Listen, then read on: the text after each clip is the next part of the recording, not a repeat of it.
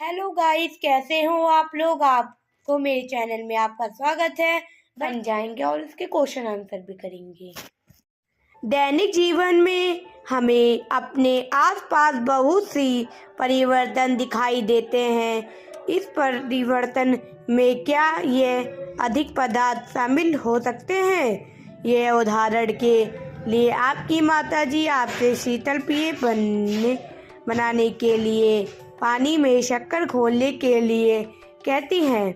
शक्कर का विलयन बनाना एक परिवर्तन है। इसी प्रकार दोस्तों, जैसे हमारी माताजी, आपकी माताजी आपको कहती है कि शक्कर यानी पानी में शक्कर घोलो, उसको भी एक परिवर्तन ही कहा जाता है दोस्तों।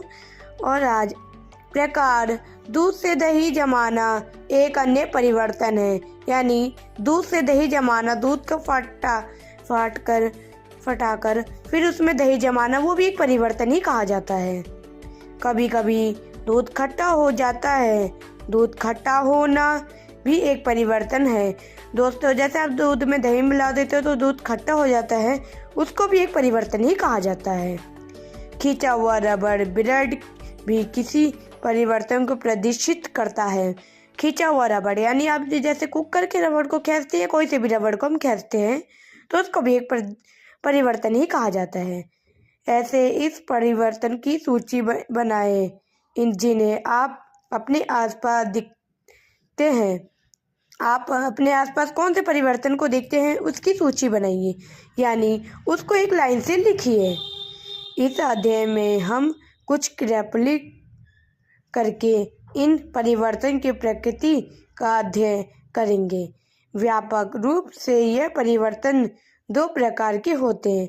दोस्तों, परिवर्तन कितने प्रकार के होते हैं? दो प्रकार के। कौन कौन से परिवर्तन होते हैं? भौतिक और रासायनिक। भौतिक परिवर्तन, कागज के एक टुकड़े को 4 वर्गाकार टुकड़ों में काटिए। अब प्रत्येक वर्ग को पुनः 4 टुकड़ों में काटिए। इन टुकड़ों को फर्श अथवा किसी मेज पर एक प्रकार लगाइए जिससे ये टुकड़े परस्पर जुड़कर कागज के टुकड़े का मूल आकार ले। दोस्तों, आप एक कागज लीजिए और उसको फाड़ के मेजों पे बिछाइए ताकि वो दोबारा से वैसे ही रहे जैसे वो कागज जुड़ा हो, वैसा लगे। सपाट रूप से आप टुकड़ों को पुनः जोड़कर मूल टुकड़ा नहीं बना सकते, लेकिन क्या कागज के गुण में कोई परिवर्तन हुआ? आप उसका फिर देखिए, क्या उसमें कोई परिवर्तन हुआ।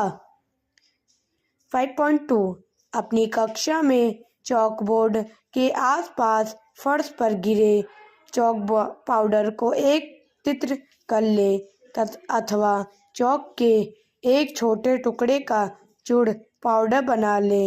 इस पाउडर में थोड़ा जल मिलाकर पेस्ट बना ले। इससे चॉक के आकार में ब्लैकबोर्ड बैल कर सूखने दें। क्या आप चॉक के चूर्ण से फिर चॉक बना सकते हैं?